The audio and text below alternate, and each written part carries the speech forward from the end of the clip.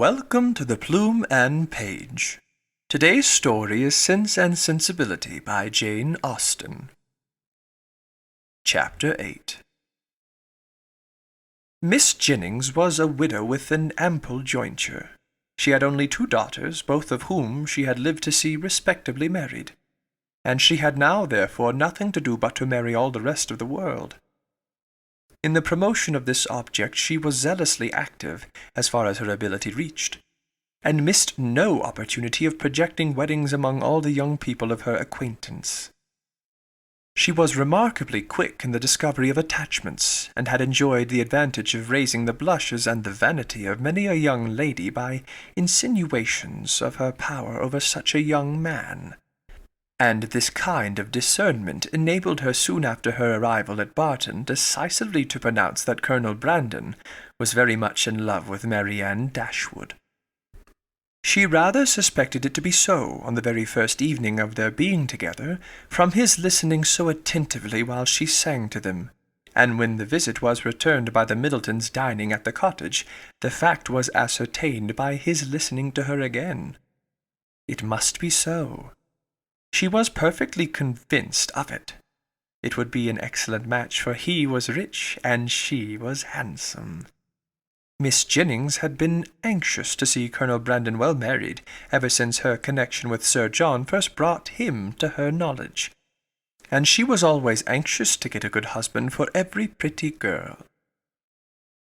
The immediate advantage to herself was by no means inconsiderable, for it supplied her with endless jokes against them both. At the park she laughed at the Colonel, and in the cottage at Marianne.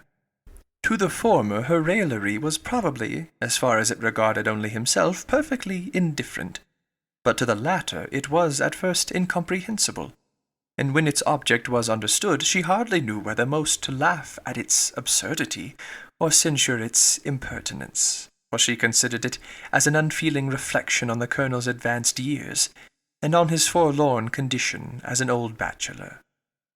Miss Dashwood, who could not think a man 5 years younger than herself so exceedingly ancient as she appeared to the youthful fancy of her daughter, ventured to clear Miss Jennings from the probability of wishing to throw ridicule on his age.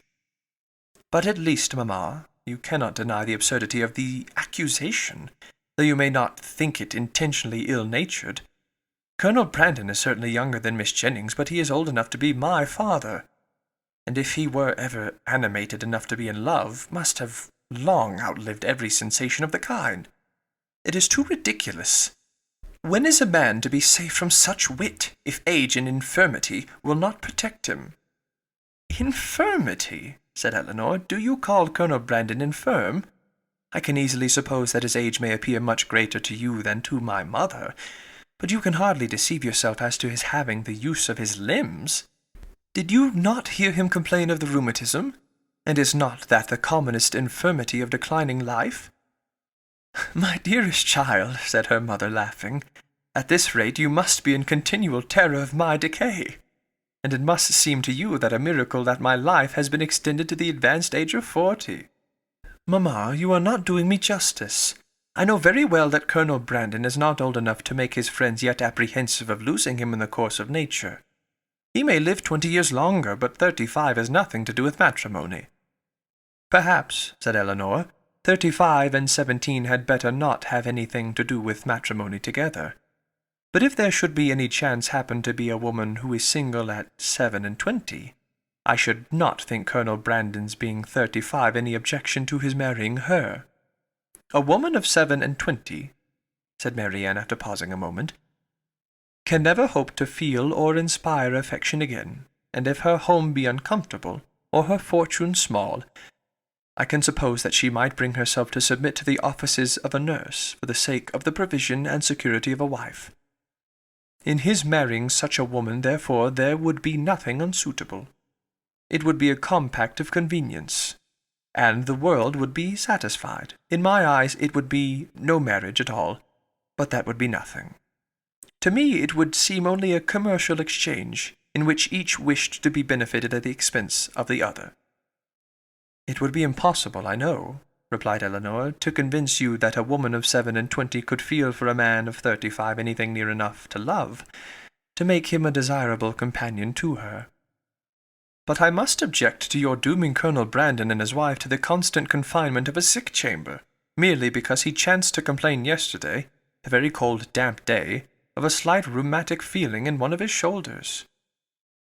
"But he talked of flannel waistcoats," said Marianne, "and with me a flannel waistcoat is invariably connected with aches, cramps, rheumatisms, and every species of ailment that can afflict the old and the feeble. Had he been only in a violent fever, you would not have despised him half so much. Confess, Marianne, is not there something interesting to you in the flushed cheek, hollow eye, a quick pulse of a fever?" Soon after this, upon Eleanor's leaving the room, "Mamma," said Marianne, "I have an alarm on the subject of illness which I cannot conceal from you. I am sure Edward Ferrars is not well.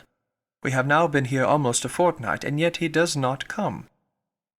Nothing but real indisposition could occasion this extraordinary delay. What else can detain him at Norland?" "Had you any idea of his coming so soon?" said Miss Dashwood. "I had none. On the contrary, if I had felt any anxiety at all on the subject, it has been in recollecting that he sometimes showed a want of pleasure and readiness in accepting my invitation when I talked of his coming to Barton. Does Eleanor expect him already?" "I have never mentioned it to her, but of course she must." "I rather think you are mistaken, for when I was talking to her yesterday of getting a new grate for the spare bedchamber, she observed that there was no immediate hurry for it, and it was not likely that the room would be wanted for some time." "How strange this is! What can be the meaning of it? But the whole of their behaviour to each other has been unaccountable. How cold, how composed were the last adieus! How languid their conversation, the last evening of their being together! In Edward's farewell, there was no distinction between Eleanor and me. It was the good wishes of an affectionate brother to both. Twice did I leave them purposely together in the course of the last morning, and each time did he most unaccountably follow me out of the room. And Eleanor, in quitting Norland and Edward, cried not as I did. Even now her self-command is invariable. When is she dejected or melancholy? When does she try to avoid society or appear restless and dissatisfied in it?